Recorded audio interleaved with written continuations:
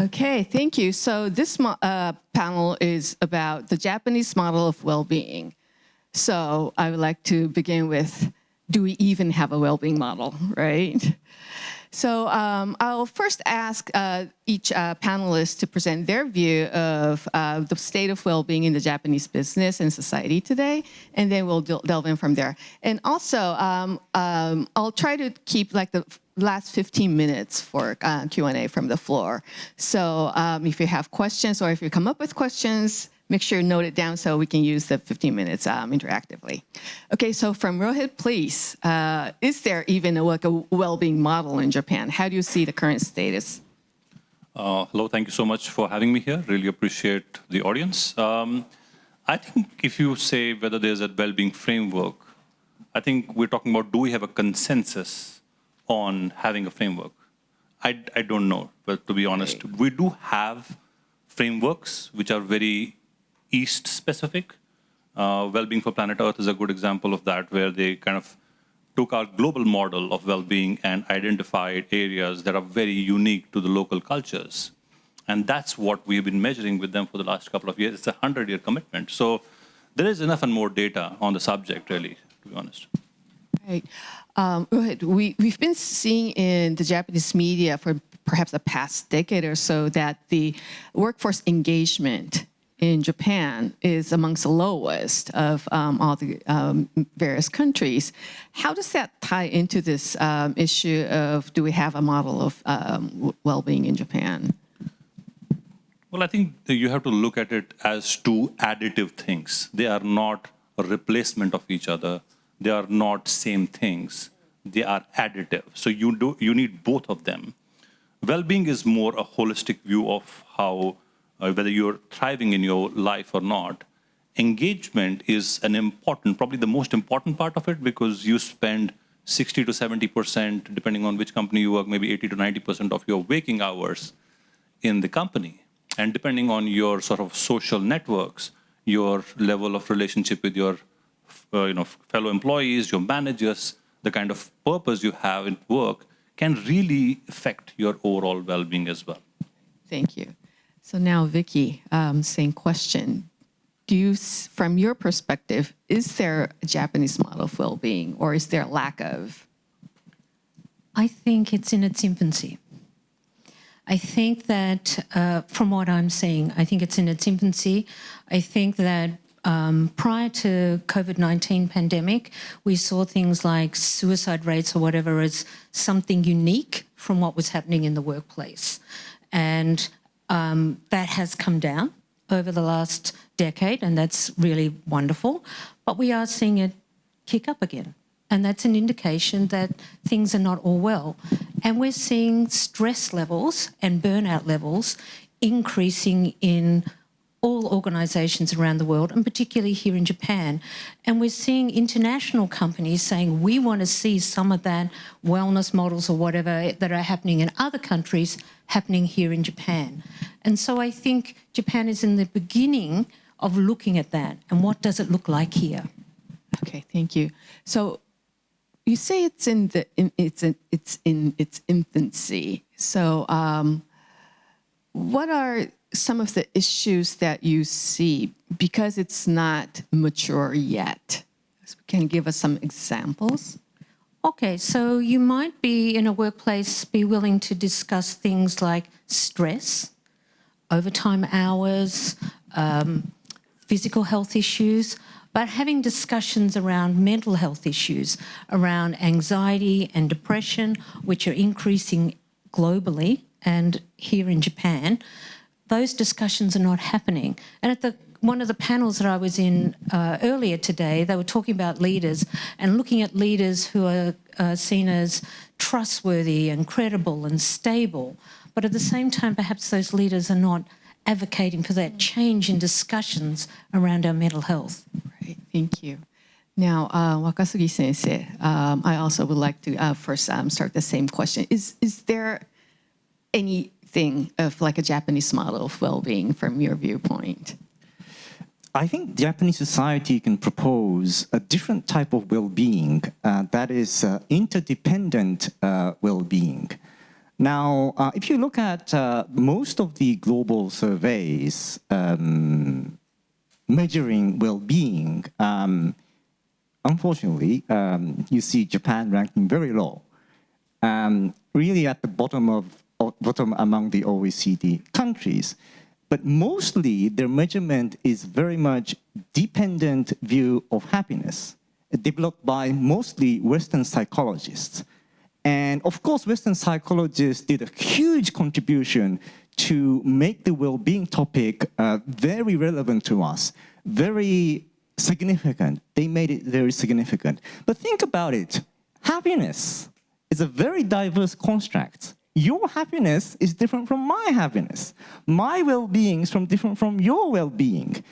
And if you think about it, currently most of the global surveys are measuring happiness based on one perspective of well-being. Of course, there are new types of well-being measurements coming out, but it's pretty much dominated by Western perspectives. And here there is a role to play as a Japan independent. When you ask Japanese people, what do you mean by happiness? They say harmony. They say mix of positive emotions and negative emotions. They say, do what I want to do without causing problems to others. So this is the kind of happiness Japanese people have, which we can call, and some cultural psychologists suggest, which is interdependent happiness. And this will diversify the definition of well-being. Thank you very much. Well, so we always have this very diverse first cut of this issue. Vicky, may I ask you to respond to Wakasugi-sensei's point, especially because you mentioned suicide rates coming up again. So is this an issue of measurement or definition, as Wakasugi-san points out, or is this something else? So suicides are the result of mental health issues that are not being addressed. So it's not a measure of happiness or well-being. It's a state of my mental health, right? Which is a component of my well-being, right? I have my physical health and I have my mental health. So regardless of the measure, when we have people dying from illnesses that are treatable, that's a gap. That's something not being addressed. And perhaps the other thing I'm just going to throw out there, when we're talking about what's happening in the workplace, I'd ask everybody to take a step further back. We have globally an issue with the mental health of our young people coming up. 50% of all mental health problems happen by the time we're 14 and 75% by the time that we're 24 years old. So in the workplace, people that are experiencing mental health problems, these are people that have already had mental health challenges, most of them, prior that were not being addressed. So we need to look broader, not just at the workplace. Now, I'd like to separate the issue at the society level and also at the business level. So we'll take the society level first and then go into the business level. Now, as a society, Vicky pointed out that there's this, we're in its infancy of understanding this issue. Now, I'd like to ask Rohit, is there, in your work, do you measure this, the society level of well-being or engagement at all? Yeah, we do. I think through partners, whether it is across countries, globally, Japan, we also have engagement metrics for both Japan and our clients, obviously, who work with us. So there are metrics that are definitely available. Is there anything that you can share us with about what is Japan special in any way? Well, I think needless to say that if I look at the well-being metrics, especially the ones that were designed for Japan and the Eastern sort of cultures, you look at things like balance and harmony. There are some strengths there for sure. And then when you look at, within those, when you look at pro-social activities, we're still behind. Do we, as a society, contribute a lot? Do we still help each other a lot? I think we're still behind, comparatively speaking. But if you look at things that are, we do, I think we've seen this experiment about returning the wallet. So if people found wallets on the street, would they return it? And the highest rates are among in Japan. So you can see that there's sort of that different ends of the spectrum, where you look at different aspects of well-being. And on engagement side of things, that the thing that I kind of keep always talking about is the connection, the why. I think this new millennial, Gen Zers, Generation Alpha, they all need their why. And if that why is not clearly sort of found within the workplace, they try to find it elsewhere. So in terms of retaining your employees, that why is important. And the second thing that is important, which we found was kind of relatively low in Japan, is that when I ask people at work, do I get to do what I love to do every day? You know, so my connection, my strengths to my work, how I enjoy doing my work, I think that's where we are kind of way behind. Thank you very much. Well, yeah, what you pointed out helps me understand this sort of disconnect that I'm seeing. On one hand, we have the world sort of seeing Japan or the Japanese society as sort of the ideal. So stable, people seem happy. It's one of the top tourist destinations, right? But on the other hand, like Vicky pointed out, we have this mental health issues that are not addressed at all. We have suicide rates, we have unhappy. So this disconnect perhaps is demonstrated in the numbers that you just told us. But also, I'd like to ask Wakatsugi-san, what your take of what Rohit was saying. What's important is that especially the younger generation are asking about the why. Also, do I love what I do every day at work? How does that connect with your earlier statement about how we should define well-being? So if you look at the younger generations in Japanese society, the willingness to help others is really growing. Willingness to helping others is really growing. And I think organizations and leaders need to take that and create a space where they can actually contribute to other people, which is coming back to the interdependence, strengthening the interdependence. The state where we can support each other is an ideal state for younger generations, which is the symbol of interdependence. So I think there is a lot of hope, you know, even after 2011, the big earthquake hit Japan, this willingness to contribute to other people among young generations is really, really rising. And I believe business would be the platform from them to utilize their strengths. And they would do what they love to do. Okay, thank you. Now, I'd like to draw attention next to what we do in our business.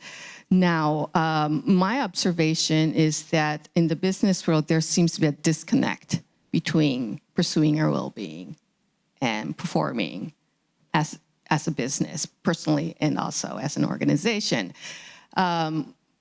My sense, working with especially traditional Japanese companies, is that this well-being is a nice thing to have. There's no denying about that, but it never gets the top priority. And sometimes there's this confusion that if we try to pursue well-being, does it mean that we're going to spoil our employees? It really goes against attaining high performance and high standards. And work is something that's very hard. You need grudge, So my sense is that especially in the business area, this well-being concept is kind of known, but it just doesn't go any further than that. Would any of you help us understand a little bit more what's going on in the business world? Rohit? I think if you look at, we're talking about defining what does well-being mean for Japan. I feel if we start defining well-being, which does not predict productivity, that's not the right metric then. Right. Because it cannot be a trade-off between well-being in the sort of general concept and productivity. The real well-being is an additive effect. It is a way where better performance happens because there are sustainable practices at workplace.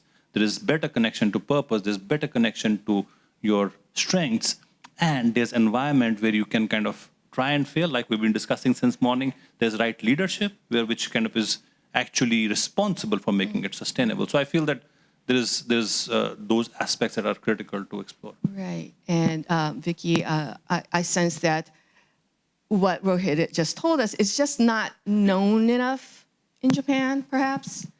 Yeah, I don't think we're as good here in Japan of selling the business case, about selling that when we address these wellness issues, it will not only improve motivation and creativity and engagement, but it will improve your bottom line. And that loyalty to your company, you're wanting to be there. We're in a phase at the moment where young people are saying, no, I'm going to choose where I'm going to go. I'm not going to stay with my company for a long period of time. I want these sort of things. My well-being is important to me.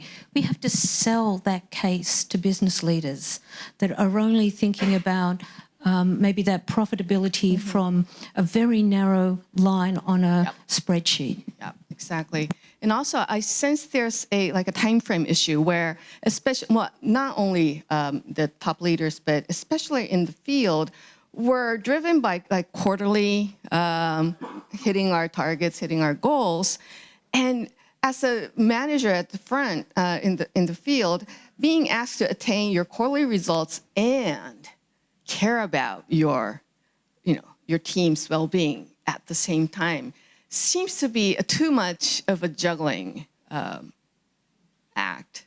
How do you see it?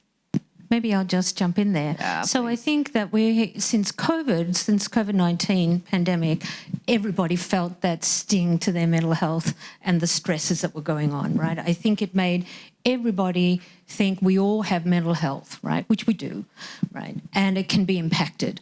And we put a lot of pressure on managers to change the well-being of the people below them. And we watch them burn out, right? So if we don't do this well, if we don't look after, put sustainable practices in place and have systematic change in how we're going to address well-being, we'll burn people out. Right, exactly. Yeah, Wakasugi-san, in your view, you're a business schools professor. You're an expert in business.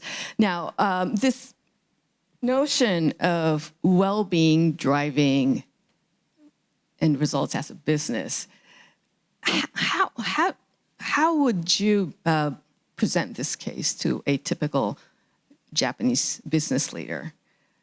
I think two ways. One is showing the scientific evidence. Right. And if you turn to scientific evidence, including what Gallup did, well-being definitely leads to success, high levels of performance.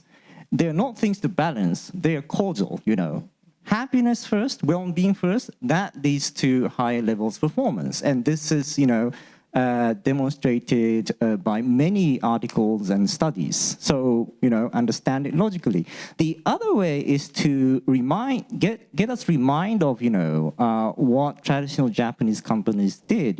If you look at traditional Japanese companies based on family type of management, So you treat employee very nicely and with care.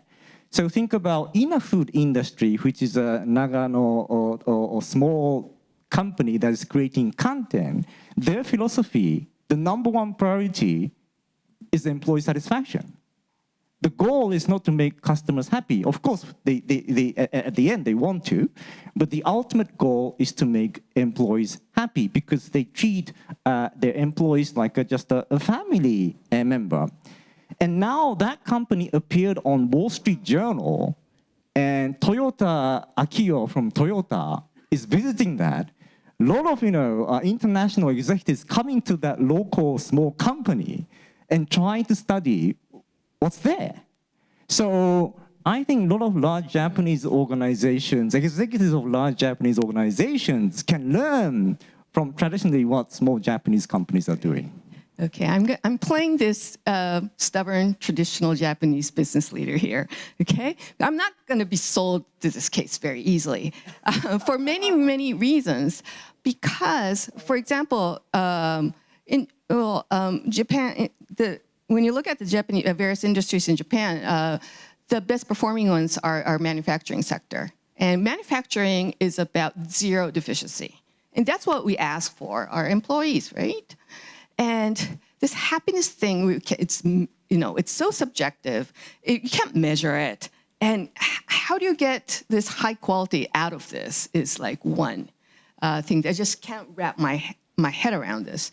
The other part is that I'm just impersonating, but we Japanese business leaders have been sort of sacrificing our well-being to attain this business performance.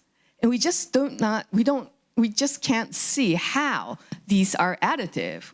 Our experience tells us that it's actually a trade-off.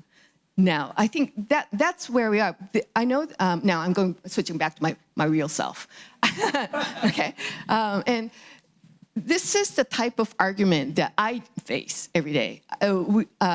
In our company, we have our own original data as well that we can present, but it just doesn't go far enough. It just says, oh, that's nice, but they go back to their old model of thinking. And I think that's something that if we in this panel can at least get a cut sort of a leeway into how we get the tension of these stubborn business leaders, I think, and this is on records, right? So I think that's going to be a good start. Now, would any of you try to respond to this business leader that I just impersonated? Well, I mean, we get that opportunity quite a lot. Great. The thing is this, that right now we're discussing well-being. That's why we're coming from a vantage point of well-being. But my point is that when you look at a business person, it doesn't have to be about well-being. It has to be about business, right? So which means that if you are the CEO and you're asking me why should I worry about it, I would start with what are the biggest problems your business is facing today. And no matter what, the root cause will come down to, like you said, that root cause will always mathematically, scientifically come down to what is the average experience of your employees every day, and is it actually driving performance or not? And by the way, this is across the globe. I have lived in so many countries.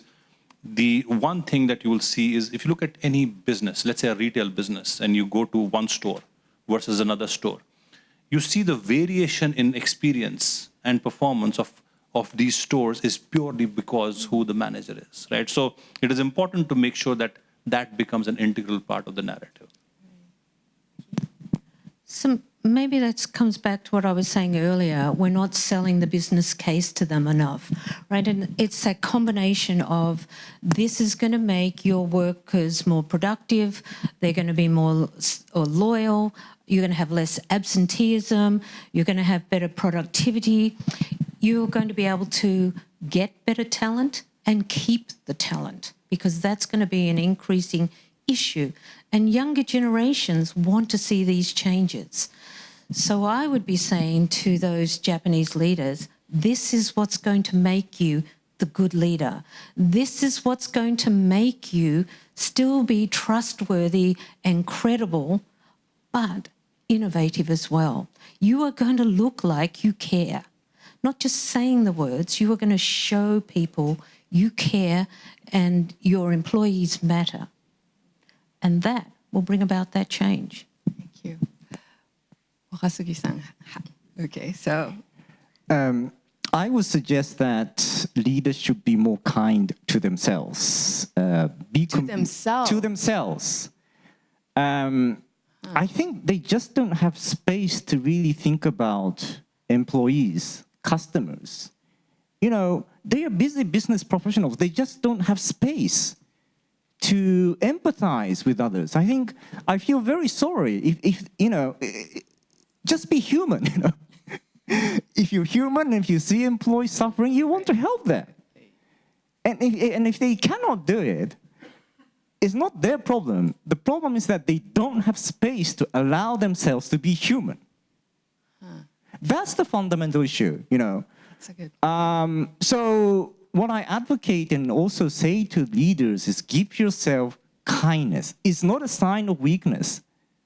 And, actually, real great leaders, Japanese great executives who sustainably perform well, I've interviewed them.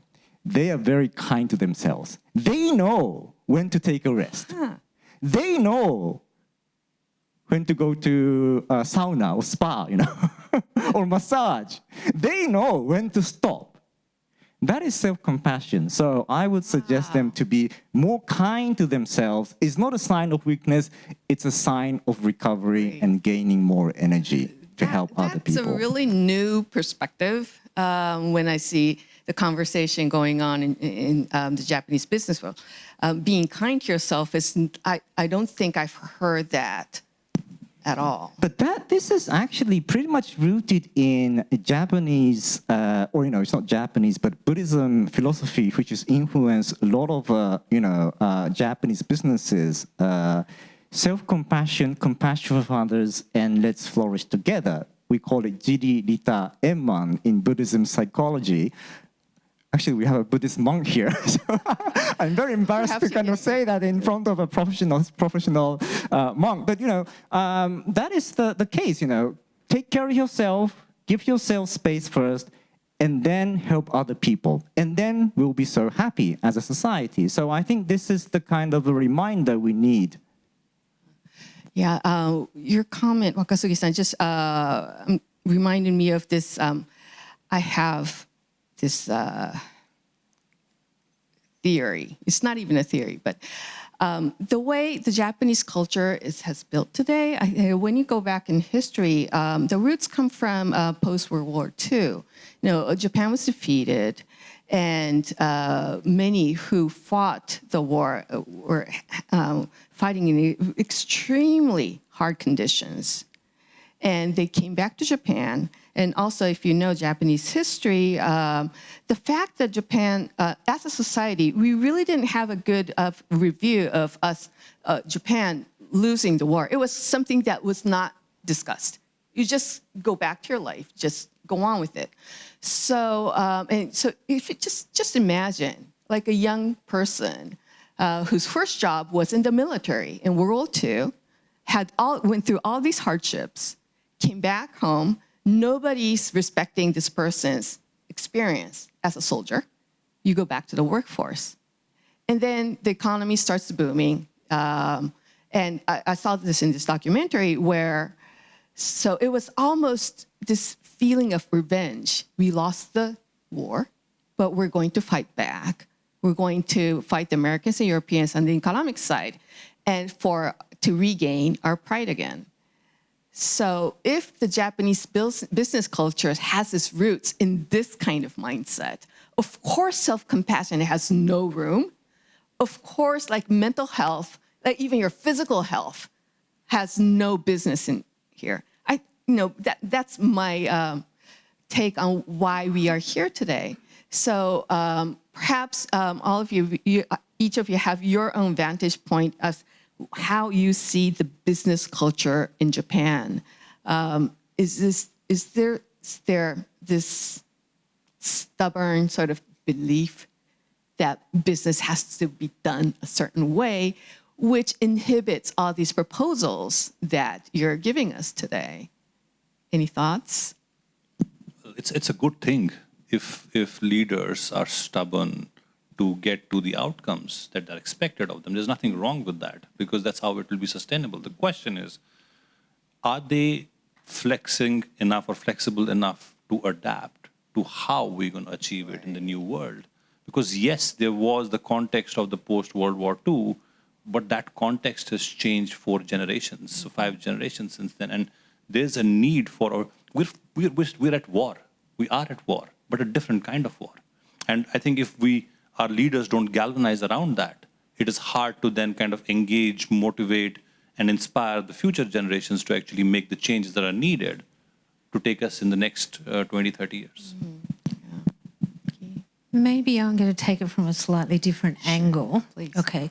So I understand there's that philosophy of ganbatte, be strong, stay to the course, right? Don't give up. And that's a good quality. But it can also be tweaked a little. It doesn't have to be all of that. It can be tweaked a little so that we could be talking about resilience. And we all need to be resilient. The world is changing all the time and changing faster as we learn new technologies and science evolves, etc. So learning resilience is really important. And if we flip that message a little bit, and it's about when I fall down, I have these strategies that I can use that help me get to the top again, that help me recover. That makes me resilient. I don't have to be super strong all the time where I'm vulnerable to collapsing, right, or burning out. We can share those things together. We can problem solve those things that make us more resilient. So right now, with all the stresses that we've got, with people struggling with their work-life balance or mental health, what are those things that make us resilient? If we're not having those discussions and it's all about gambate, we're going to collapse. And I think that's what's happening now.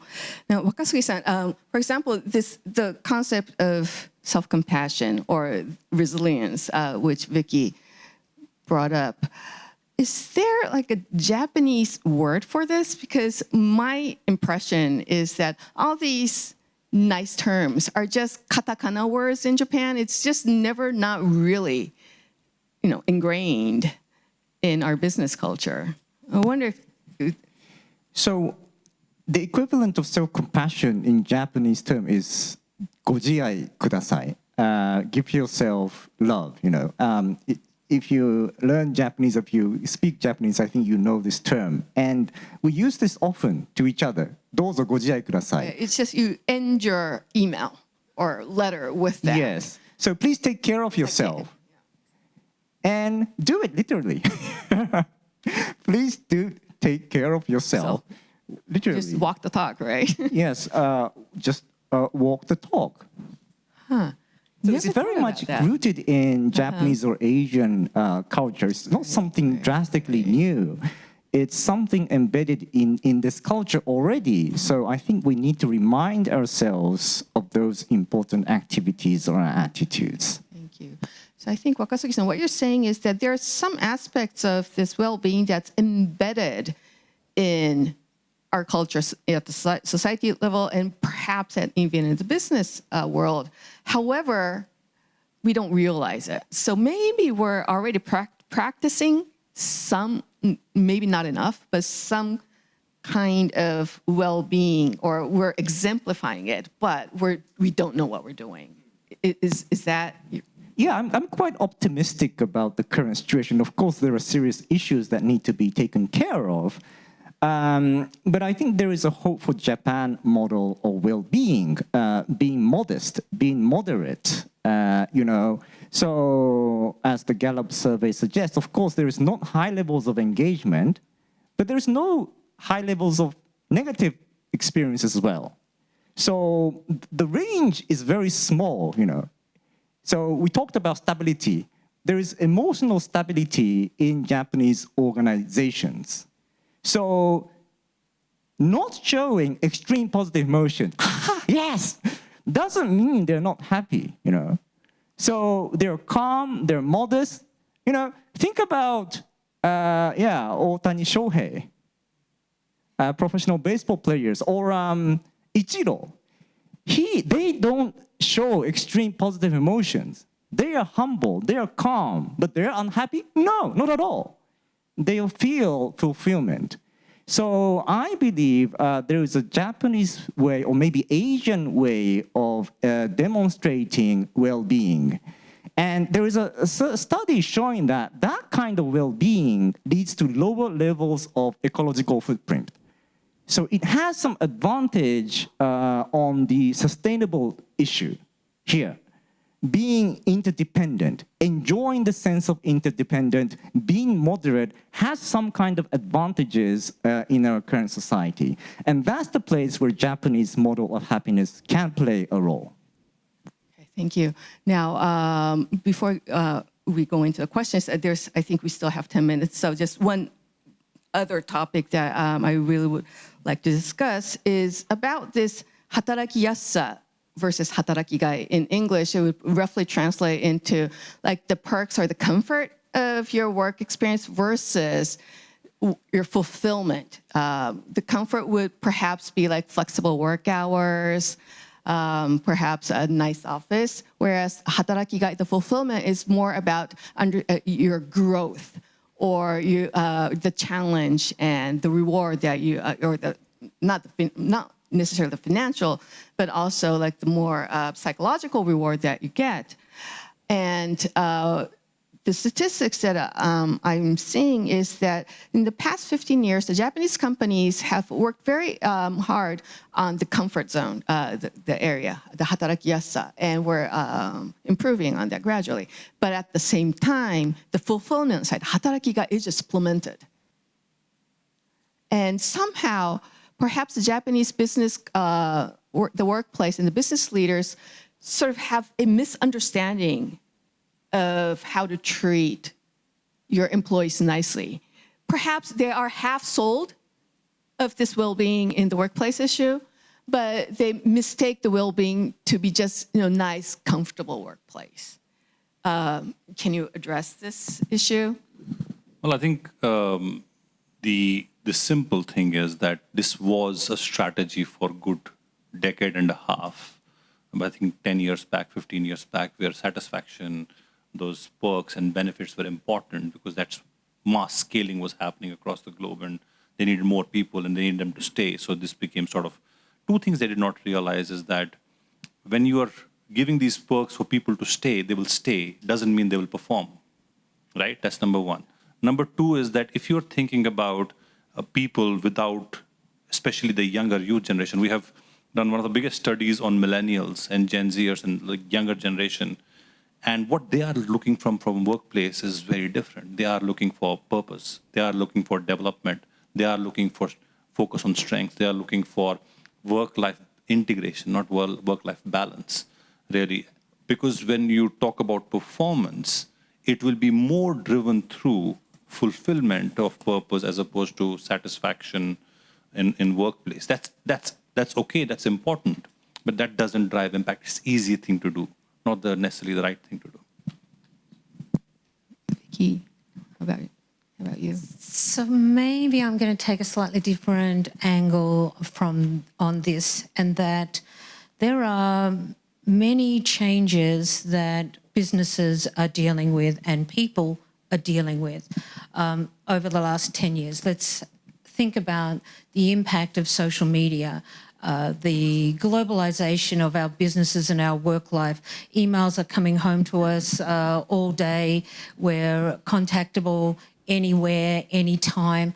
That's taking its toll on us. If we don't have leaders that are adapting to those changes and they are not listening to the stresses that their employees are having, then there's going to be a bigger disconnect, right? Right now, many Japanese employees are saying, well, I'm worried about my finances, right? I don't feel like with the cost of living, I'm getting enough, right? I'm worried about getting old and being able to retire. I'm worried about if I have a part-time job or a permanent job. I'm worried about I don't get on with some of my colleagues. I'm worried about my health and my mental health and how I get that balance back. And if we're not listening to our employees, if we're just saying gambate, right? That's not going to make people stay with the company, and it's not going to improve your bottom line or your productivity or get that new talent, right? So we need to change. Mm-hmm. Yeah, because you mentioned listening, and listening is part of my what I do at work. I like to point out that somehow, maybe it's not just the Japanese business managers, maybe it's more widespread, but managers, because they feel so responsible for the team, there's this notion that if you hear their complaint or worries, as a manager, I need to solve this. But you can't solve everything. So that translates, I can't listen to you, because once I hear it, it means that I have to solve it, but I can't solve it, therefore I'm not going to listen. So this dynamic is something that I think Vicky is just pointed to us. That's something that we can start to understand from today and change. Now, coming back to this to Wakasumi-san, I just wanted to ask about this, the purpose aspect, but the disconnect. I just remember this young person that I know who finished college, started working for a wonderful company, but he decided to leave in like 6 months. And the reason he stated was because this disconnect, the communication he had with his manager, he just didn't do, so he just left. Now, how does that tie into this interdependence aspect that you highlighted as a very important component of well-being? So because interdependence is so important for him or her, this connection meant a lot.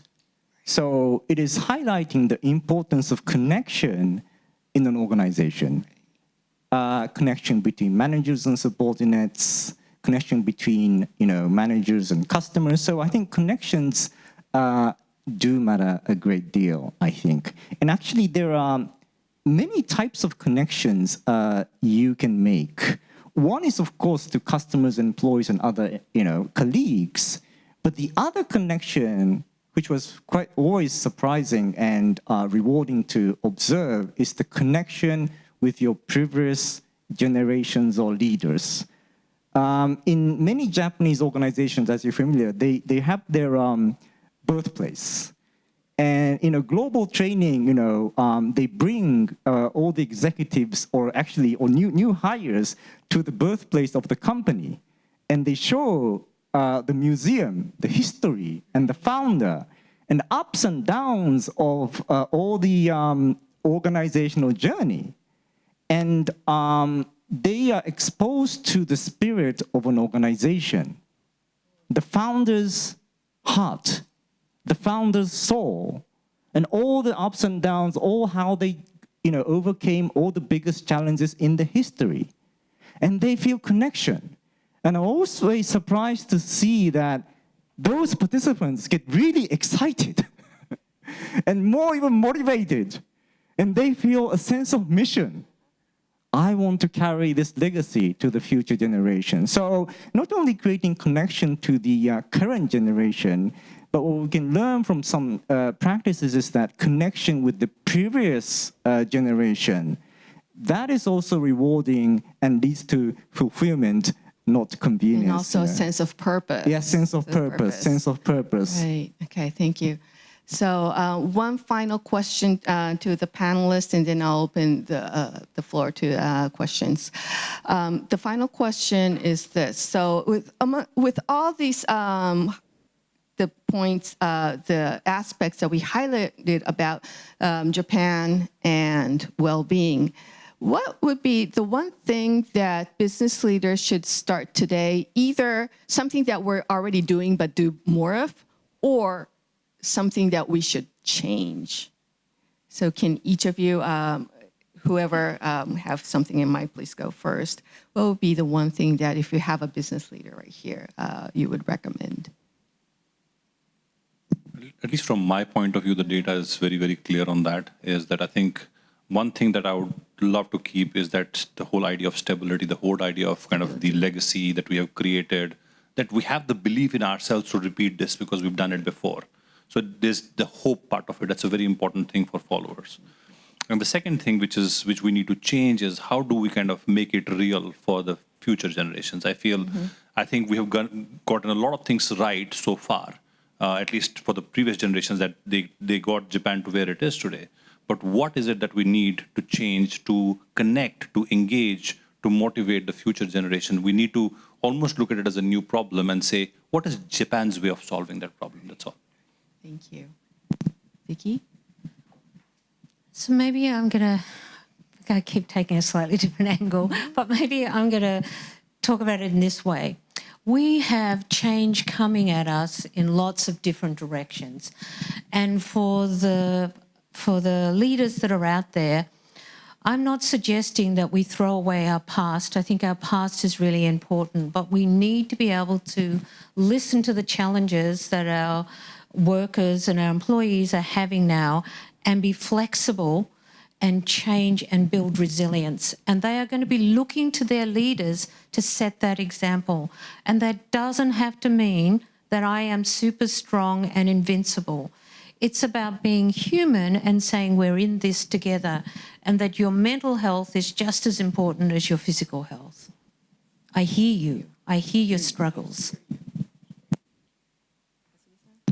Yeah, we all struggle. We all face suffering. That's a sign of human. And especially if you're a leader in a position of a leadership, you face more challenges perhaps. So, very simple. Give yourself kindness. Be kind to yourself. So, can you say that out loud together? Can you repeat my phrase? Yeah. May we be kind to ourselves. Maybe to yourself. May we be kind to ourselves. Okay, thank you very much. Thank you very much. Yes, so we had think about the future generation, build resilience, be human, be kind to yourself. All these will be our message to business leaders in Japan. Thank you very much for the panel. The first round of applause, please. Now, I'd like to open up the floor for questions. Please raise your hand if you have any questions. Okay, we have a lot. Okay, so first, I'll start from this side and work you're from left to right, right? Okay, so the gentleman here, and then we had maybe two more. Hello, I was gonna start with asking why build wealth if not for well-being, but why build wealth at all if not to make well-being? But after listening, I got another direction. Like, I feel like it's not just well-being, it's about comfort and satisfaction. And satisfaction usually comes from feeling success. And I feel like maybe it's because the communication of success has not been connected to the individuals. That's why they feel despair and lost the well-being and lead to mental health. I think that's what's your opinion on this idea? Do you have a specific panelist that, anybody? Okay, Anybody. okay, thank you. Next question, the gentleman in the back? Thank you. This is a question for Wakasogi-san. As I read your book, and you know also I'm interested at that time, just to confirm that you were talking about the siawase, right? So the sense of belonging and purpose, right? So I'm going to stand up because sorry, you cannot see me. Thank you. So then maybe it's the difference between the happiness on the West and the happiness concept in Japan, hedonist and more social. So acceptance is not submission, but then can we agree that it's not a model, it's a belief, it's a ethos, so we cannot copy from outside of Japan if we were not born here? Okay. Maybe I'll take the third question, then have our panelists respond. I thought there was somebody. Oh, okay, so the lady in the white, yeah. Hello, my question is, we were talking about proposals, right, of what should, specific companies or society or the government can help with, tackling the mental issues that the society is facing. So I want to speak for the immigrants, because I myself am I have diagnosed anxiety. I actually developed here when I was in Japan due to unable to connect with the people and society. Now, my question is, I'm wondering, at the governmental, municipal, or corporate level, what support systems are currently in place? Not proposals, what are currently in place in Japan for foreigners facing mental health challenges? So I'll give you an example. In Philippines, in my previous company, we have well-being leaves. And we also have free mental health sessions from professionals. Thank you. Thank you. So why don't we do this? So the first question about communication, Rohit, would you like to respond? Perhaps there's lack of communication. I think that was the point of the question. That's a great question. I think, again, I just want to kind of distinguish that when we say happiness, it's not just like hedonistic happiness. Even in the Western concept, it is really about a balanced view of your financial, social, and your purpose and other aspects, which is important. The part where you're talking about kind of balancing the two, it is important to look at it purely from a point of view of satisfaction can help you, like I was saying, stay, or can help you maybe even connect with other people. But for you to be able to perform, for you to be able to thrive, you have to have a deeper connection to your job. You have to have a deeper connection to your kind of talent and strengths and what you do at work every day. Without that, anything you put in place is only going to be superficial, in my opinion. And as far as success is concerned, I think there is definitely, we've spoken since morning, multiple sessions, talking about kind of how can we be more communicative in our success. I think there's definitely a need to do that. But being very, very sort of forensic about how we communicate and what we communicate. We don't have to necessarily put a show and tell about how good we are or kind of completely ignore it. There has to be a middle path to what exactly is working. And it will be different for different organizations, and communicate your successes and how it connects the people and their performance, really. Thank you.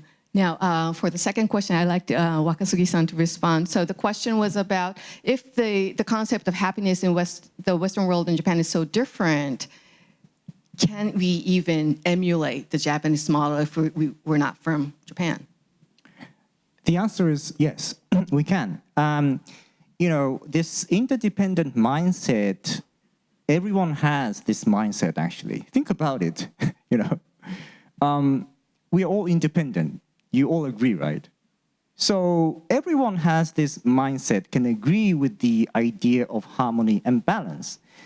Another example, if you put people in the forest together with a group walking around for an hour, this mindset grows very much easily, right? We feel we are interdependent. So that mindset can be easily created by culture. In this sense, we are mostly business leaders, so we can create that organizational culture that emphasizes interdependence. In that way, it's not a belief that we cannot change, it's a mindset we can cultivate through creating the right culture. Thank you. Vicky, can you touch upon the third question, the mechanisms or the programs for immigrants in Japan? So, you could come to our organization.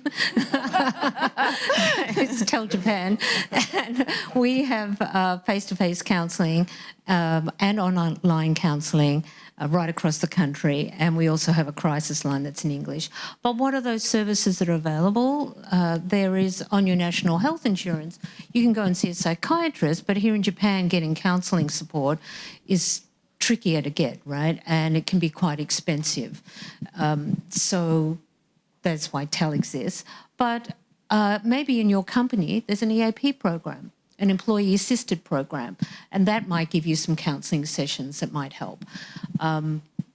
Maybe there is something in your local area that is also providing that support as well, right? But come and talk to me later. Thank you very much. So we'll take another round of questions. Please keep them to up to 30 seconds, okay? So we have, 3 people there. So from the gentleman in the front.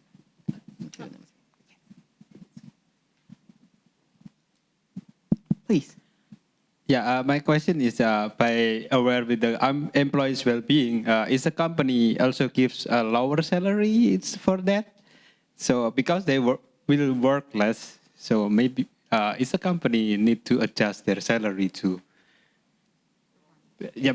based on the performance, because they will be working less. So what about the company? Should they adjust the salary or not?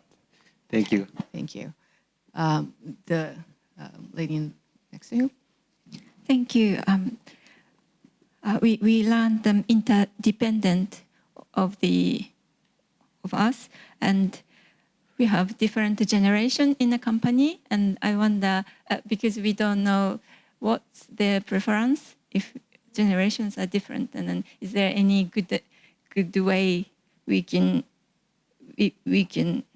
show the interdependent way to the different generation? Thank you. Great question. And person in the back. All right, thank you so much for the session. But my question is, Japanese business is well known for its lifetime employment model. But then, as discussed, we're seeing that younger workforce now are like seeking more of fulfillment, in which where if they cannot find it in their current workplace, they'll just like shift new workplace. How does that look like for the future, like Japanese business? Will they change from like the lifetime employment scene, or like will it adjust to like, the well-being factor of it? Thank you. All right. So let's first take the first question about this the salary issue. Do we the companies that provide better well-being, are they tend to pay less, or is there any relation to that? Wakasugi-san, do you know? I don't have a specific data on that, but working in a happy company, being happy doesn't mean you work less. Borrowing the concept of work engagement or engagement from Gallup, people who are engaged actually work more to the level that is appropriate. So I don't think they're working less, but they're working to the level that is appropriate to them. If that is tied up with salary or not, I think it depends on the company policy. So I don't see a very direct connection between the two, but there are some indirect connections, perhaps. I don't have a concrete data on that, so maybe leave it to other panelists. Right, Vicky. I can answer that. There's some research that's coming out of other countries saying that when they've reduced these hours and people have choice and control in it, that the productivity of the companies and their profit lines increases. So I'd say no, right? Don't reduce it. You're going to get that in the bottom line from engaged workers. Right, and more improved productivity in Correct. the long term should be followed by a higher wage, right? Okay. Thank you very much. Great. So the second question about the bridging the generation gap. Who'd like to take this one? Rohit, perhaps? I think bridging the generation gap is a big problem everywhere. Like, it's not just a Japan problem. It's, look at Asian countries where you have wealth moving from, let's say, a grandfather to a father to a son or daughter, whatever. The idea of connecting to a new generation, even as a customer, as an employee, is very, very different for the new generation. So I think the first thing I would say is start with information or data, because you cannot assume you know what they want. I feel, right, a lot of times the information, facts are missing. It is just personal opinions and personal thoughts. So start with some real objective data. And then I would say also build sort of kind of ownership. It cannot be a one-way street where it is one side's responsibility to connect to the other side. It has to be more kind of mutual on an aligned goal or a purpose. So I feel having a data, having divided ownership around it is very, very important in my opinion. Thank you. Having the data is the key. Now, the next question about the working or the career model of the Japanese companies from shifting from lifetime employment to more higher mobility, and how does that play out? If I rephrase the question a little bit, perhaps for the older generation, stability, the lifetime employment was a direct positive for well-being, whereas for the younger generations, maybe it's working the other way. It's not. It's actually perhaps a negative. So how do we address that is, I think, how I would reframe the question. Would anybody like to take on this one? Maybe I'll start it off. Thank you. I think the two questions are almost linked, right? Mm-hmm. What do the younger generation want, and how is that different from the previous ways of lifetime employment? I think Japan hasn't really had that lifetime employment for a little while now, but maybe other countries moved away from that much earlier. And so they've had to develop more competitive ways to get that new talent. And I think that's what I was referring to before. If Japanese companies want to have new talent and they want the best of new talent, then they need to listen to what young people want. And young people are saying, my mental health, my spiritual health, all of these things, my well-being as a whole is important. You've generally got two people working in a family. They want that balance and those choices. So it's different. Anybody else? Yeah. So I think there will be multiple options shown to younger generations. Companies who stay with lifetime employment, companies who don't, incorporate lifetime employment anymore. It's good for you. Some young generation prefer lifetime employment. So you choose the company that really aligns with your happiness model. Okay, thank you. So as a society as a whole, it's more choice, which translates to better well-being. So yes, I'm showing it's time's up. Now, I would like to wrap up with this comment. Leadership is about knowing, doing, and being. This is the concept from Nikki Noria, who was the dean of Harvard Business School.